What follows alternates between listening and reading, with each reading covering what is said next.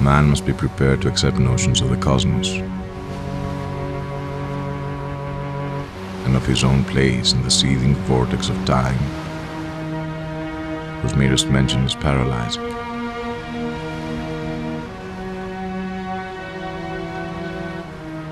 He must too be placed on guard against a specific, lurking peril, which may impose monstrous and unguessable horrors.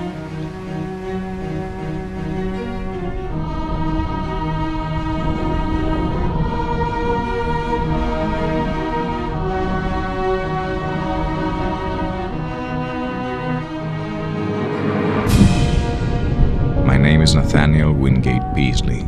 I am the son of Jonathan and Hannah Peaslee, the latter having perished a few weeks after my birth. I was born and reared in Arkham. A prodigy at the age of 10, I won several awards, though my interest shifted to art quite early. At 18, I entered Miskatonic University as a drama student, where I was later offered the position of the youngest associate professor to ever be accepted by the university. My only family was my father, who held me as something more precious than his own life. It was on a Thursday that the queer amnesia came. Hours previous, certain brief, glimmering visions disturbed me greatly because they were so unprecedented. My head was aching, and I had a singular feeling, altogether new to me, that someone else was trying to get possession of my thoughts.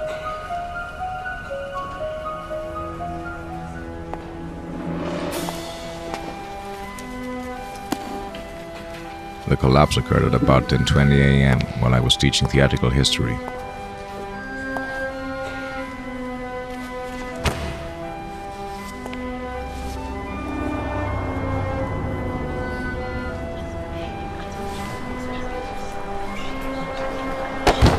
I slumped down, unconscious, in a stupor from which no one could arouse me, nor did my rightful faculties again look out upon the daylight of our normal world for 5 years, 4 months, and 13 days. I showed no sign of consciousness for 16 and a half hours, though removed to the hospital and given the best of medical attention.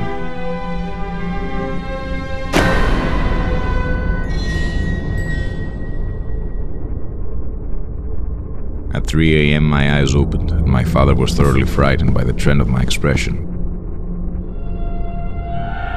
It was clear that I had no remembrance of my identity and my past. My eyes glazed strangely at the persons around me, and the flexions of my facial muscles were altogether non-existent. It was a stroke of luck that only my father was in the house to witness my changes. For surely, if others were to gaze upon the being that resided in my body, they would not have been as generous in their patience and compassion as he.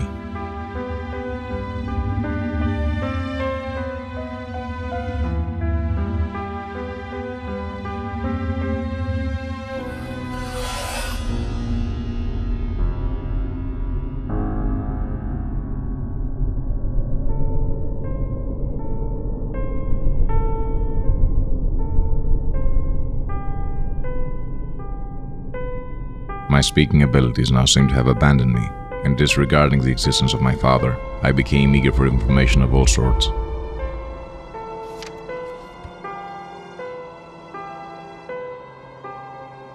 My chief efforts were to master certain points in history, science, art, language, and folklore, some of them tremendously abstruse and some childishly simple. At the same time, my father noticed that I had an inexplicable command of many almost unknown sorts of knowledge, a command which I seemed to wish to hide rather than display. I seemed anomalously avid to absorb the speech, customs, and perspectives of the age around me,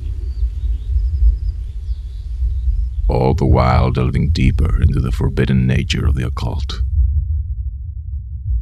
From the moment of my strange waking, my father had regarded me with extreme horror and loathing, vowing that I was some utter alien usurping the body of his son. Something in my aspect seemed to excite vague fears and aversions in him. But I do not wonder at the horror caused, for certainly the mind, voice, and facial expression of the being that awakened at the hospital were not those of Nathaniel Wingate Peaslee.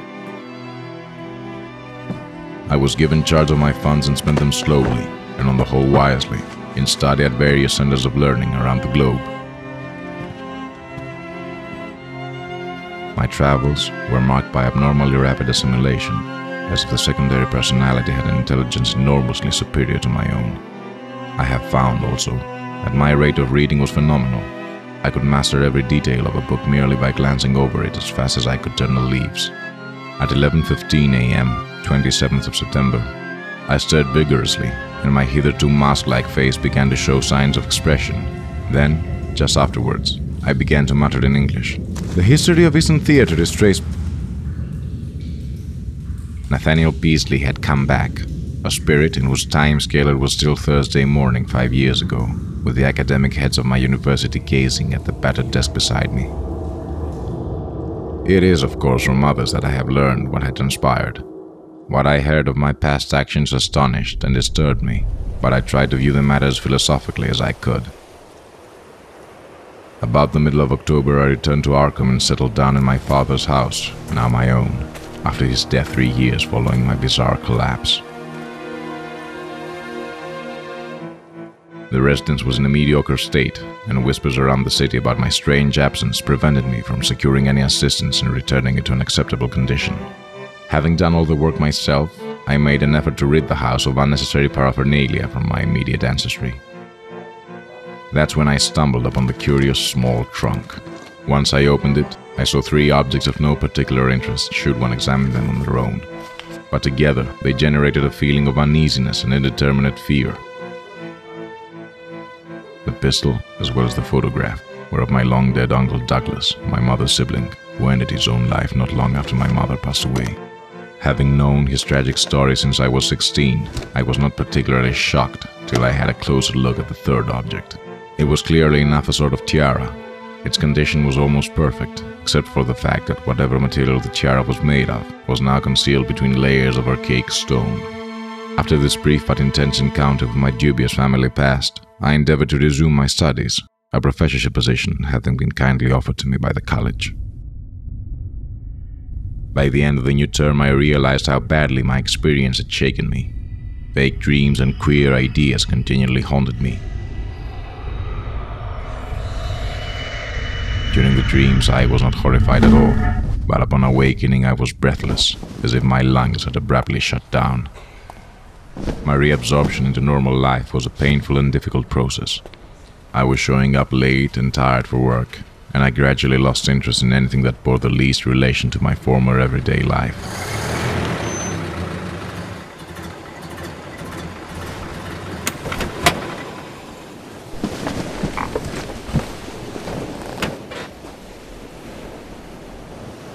I also found myself unnaturally attracted to the sea. I started taking my father's car to drive down to a certain spot beside the seashore, not far from my house.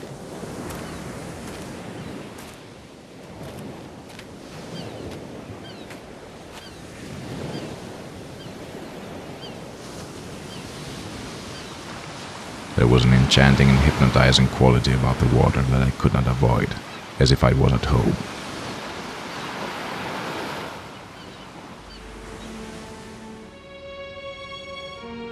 The mere sight of fish sickened me, the first of many changes in my eating habits, changes that progressed into a powerful refusal to consume any kind of solid food.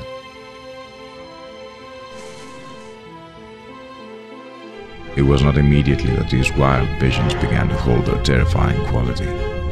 The glimpses themselves were at first merely strange rather than horrible. It is evident that with time the curious inhibitions somewhat waned, for the scope of my visions vastly increased. I now seemed to wander through titanic sunken porticos and labyrinths of weedy cyclopean walls, clearly parts of a bizarre underwater city.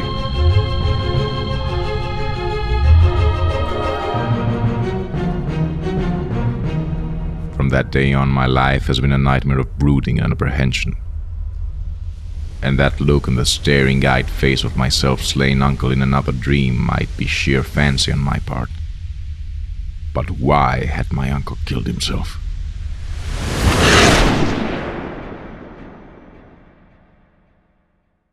Soon, the dreams and disturbed feelings gained on me, so that I had to drop my regular work.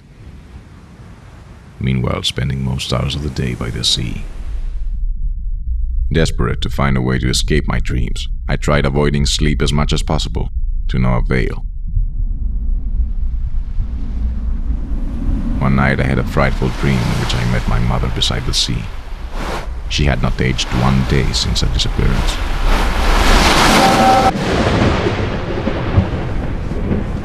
As certain definite details began to enter the dreams, their horror increased 1,000-fold, until I felt I must do something. It was then that I began an intensive study of other cases of amnesia and visions, feeling that I might thereby objectivize my trouble and shake clear of its emotional grip. I began to search feverishly for every scrap of information bearing on the studies of that other one during the dark years. This was when the dreams began so unfailingly to have the aspect of memories, and when my mind began to link them with my growing abstract disturbances. I felt that the snatches of sight I experienced had a profound and terrible meaning and a frightful connection with myself.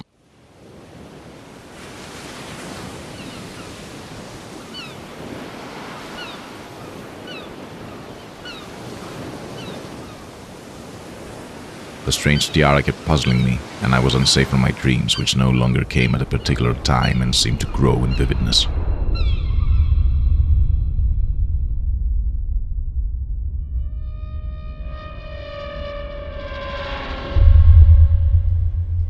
The curious knowledge and strange conduct of my body's late tenant troubled me more and more as I learned further details from persons, papers, and magazines. I soon found that my dreams had indeed no counterpart in the overwhelming bulk of true amnesia cases. I decided to make my case known among the scientific society, sending letters explaining my symptoms and asking for help. There was, meanwhile, a feeling of profound and inexplicable horror concerning myself. Unable to bear the tension of what one day my reflection might be, I broke all of the mirrors in the house to avoid looking at my own person.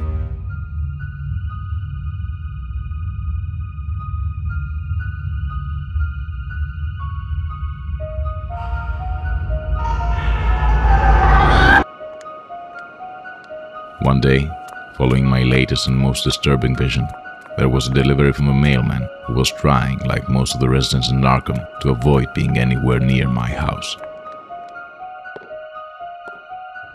There it was, forwarded to me by the Psychological Society, the letter which opened the culminating and most horrible phase of the whole mad ordeal. It bore the signature of one Robert B. F. Mackenzie, up-and-coming student psychologist. What I read made me both agitated and terrified. Before I would do anything the doctor suggested, I decided to inform the police. The cursed letter mentioned a recent archaeological dig, which uncovered part of what seemed to be an entrance to a building of unidentified architecture, origin, and civilization. It bore an uncanny resemblance to the description of the city and the symbols I saw in my dreams. Dr. Mackenzie informed me that he had taken the liberty, due to the urgent nature of my letters, to set up a meeting later this day in front of the freshly unearthed entrance, not forgetting to enclose the coordinates to the dig site. And meet him I would, without hesitation.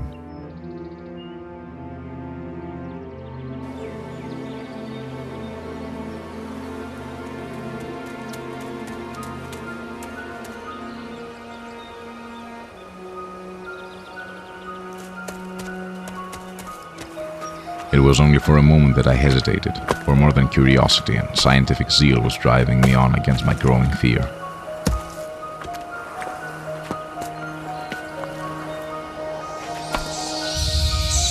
Words can convey only fractionally the welter of dread and bewilderment which ate at my spirit. I knew this place. I knew what lay before me and what had lain overhead before the myriad towering stories had fallen to dust and debris. Then, for the first time, I felt acutely the motion and dampness of the surrounding air.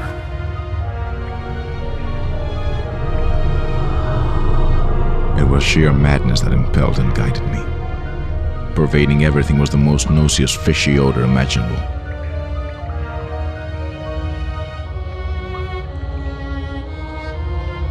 I do not know how long it was before I dared to lift that abhorrent skeleton. I temporized and made excuses to myself. In the dark, I collected my courage, finally lifting the long-dead creature.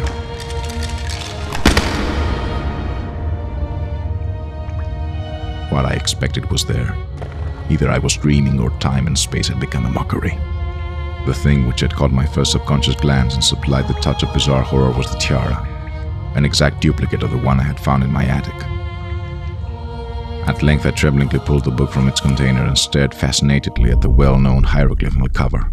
It seemed to be in prime condition, and the curvilinear letters inside held me in almost as hypnotized a state as if I could read them.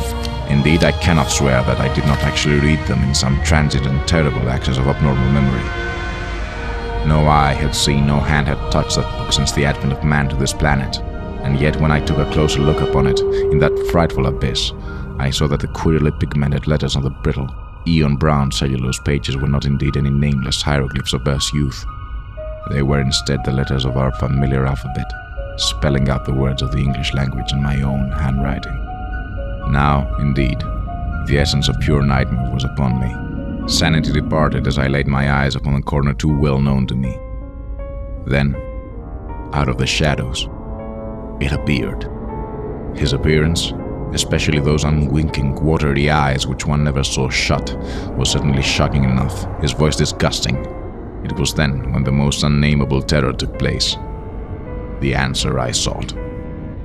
The creature spoke of a late race, of a shape neither human nor aquatic, which had lived till only 50 million years before the advent of man. This was the greatest race of all, because it alone had conquered the secret of time.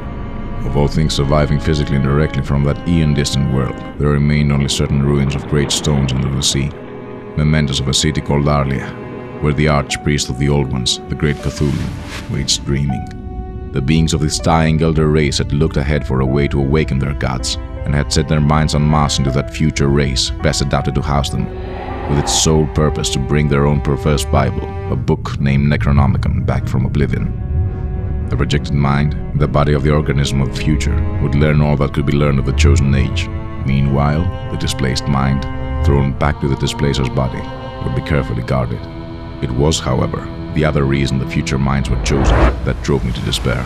That is why, for all the creature's monstrousness, he was not unfamiliar to me. And I knew too well what I must be. For was not the memory of the evil tiara still fresh? Who or what was my mother?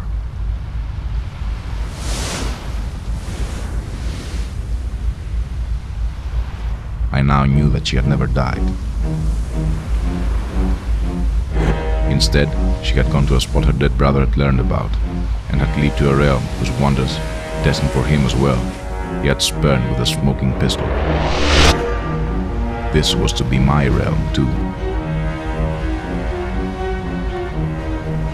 I could not escape it.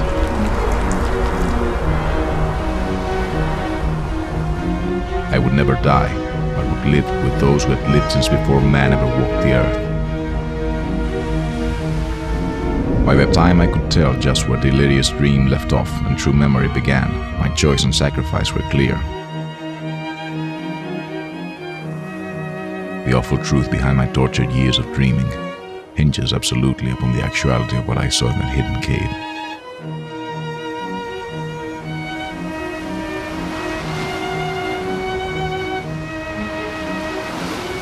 There is no hope. All too truly, there lies upon this world of man a mocking and incredible shadow out of time. The old ones can never be destroyed. For the present, they only rest. But someday, soon, they will rise again for the tribute great Cthulhu craved. But now they must wait once more. For bringing the upper earthmen's death, I must do a heavy task. The tense extremes of horror are lessening, and I feel queerly drawn toward the unknown sea deeps instead of fearing them.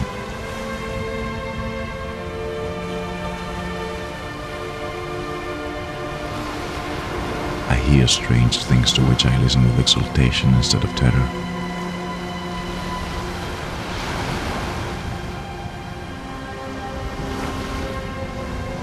Stupendous and unheard of splendors await me below, and I shall seek them soon.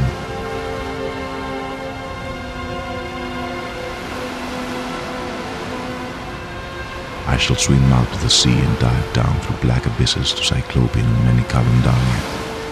And in that lair of the deep ones, we shall dwell amidst wonder and glory forever. Ia Cthulhu Fatang.